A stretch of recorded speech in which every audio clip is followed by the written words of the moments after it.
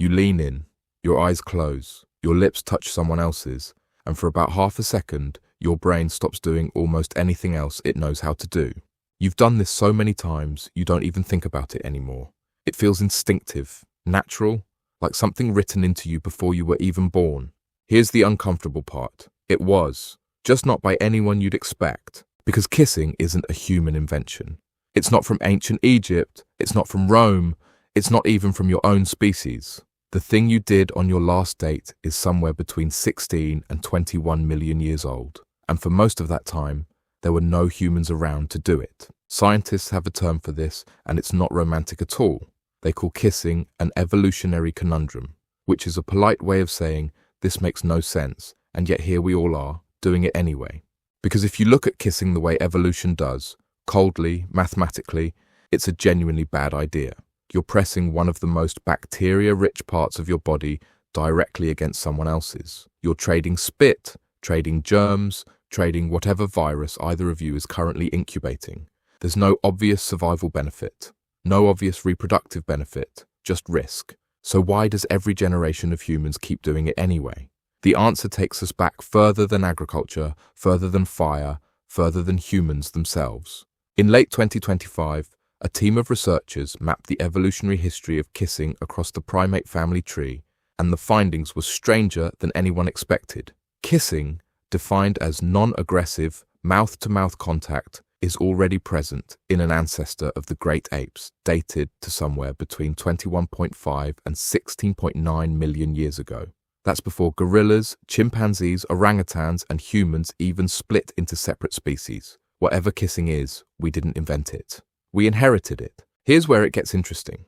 If kissing carried no survival advantage and real disease risk, natural selection should have quietly deleted it millions of years ago. Evolution is not sentimental. It does not keep things around because they're sweet. It keeps things around because they work. So, what is kissing actually doing? The leading theory is almost anticlimactic and also kind of beautiful. Primates groom each other constantly, picking through fur, removing parasites, cleaning wounds. It's not just hygiene, it's bonding.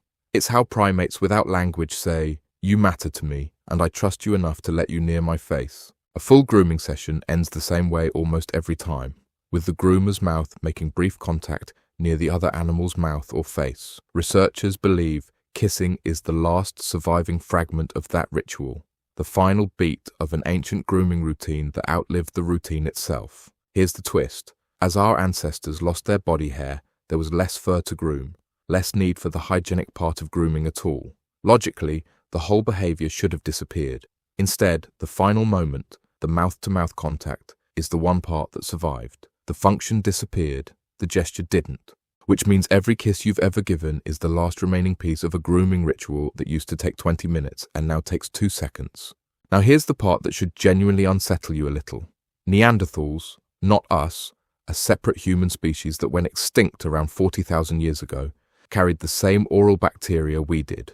Not similar, the same specific strains, the kind that pass person to person through saliva, not through food or air.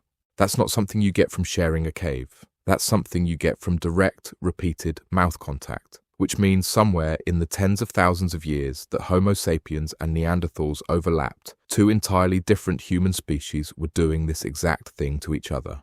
Before you write this off as ancient history trivia, some of you have Neanderthal DNA in you right now from exactly this kind of contact. Here's the uncomfortable part. For 20 million years, this gesture had a job: hygiene, bonding, trust, reassurance that you belong to someone else's world. Today, most of that function is gone. We don't groom each other for parasites anymore.